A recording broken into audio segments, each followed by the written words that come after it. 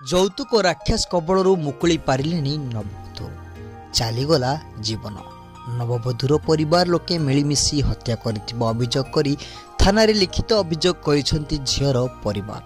ଏଭଳି ଏକ ଦୁଃଖଦ ଘଟଣା ସାମ୍ନାକୁ ଆସିଛି ମୟୂରଭଞ୍ଜ ଜିଲ୍ଲା ବାଦାମପାଳ ଥାନା ଅନ୍ତର୍ଗତ ଦଲକି ଗ୍ରାମରେ। ବିବାହିତ ମହିଳାକୁ ହତ୍ୟା କରାଯାଇଥିବା ନେଇ ମହିଳାଙ୍କ ପରିବାର ପକ୍ଷରୁ ଥାନାରେ ଲିଖିତ ଅଭିଯୋଗ।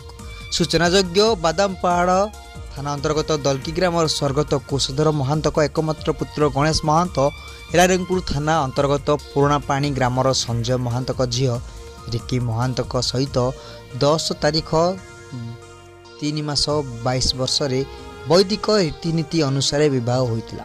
गणेश महांतक काश्मीर में सैनिक विभाग में कार्यरत। गणेश एवं रिंकी चाकरी स्थान काश्मीर में रोते।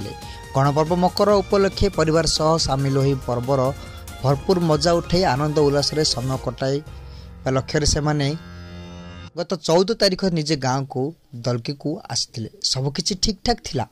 18 तारीख गुरुवार राति 9:30 पाखापाखि समय गणेश निज ससुर घर को जणाई रिंकीर देह खराब, मुझे रायरंगपुर डाक्तरखाना नेउछि। रायरंगपुर डाक्तरखाना पहुंचबा पर रिंकी को डाक्तर देखि मृत घोषणा करथिले।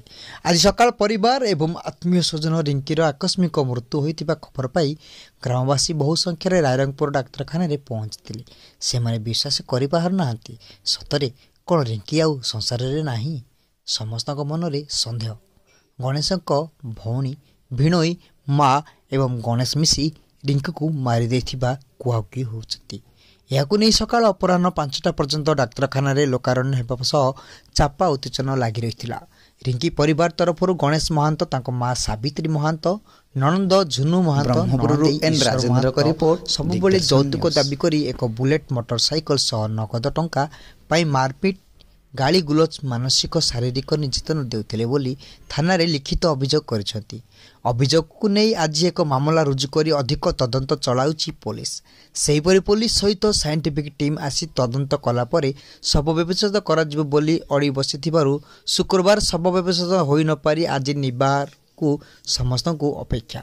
रिंकी को सबुदिन पई हराई रिंकीर माँ, बापा, जेजेमा, भाई ज्ञाति परिजनक क्रंदन रे फाटी उठितिला। रायरंगपुर हॉस्पिटल एक शोकाकुल परिवेश होई उठितिला। रिंकी पुराणापाणी ग्राम रे सबुरी प्रिय थिला। से मिष्टी भाषी, मेलापी, स्नेही, परोपकारी झील थिला। तेबे रिंकीर बापा घर लोकंक तरफ पुलिस सठिक तदन करी दोषी को विरोध में कठोर कार्यानुष्ठान ग्रहण करने पई दाबी धरिछंती। रायरंगपुर श्यामल परिडांग रिपोर्ट, दिग्दर्शन न्यूज।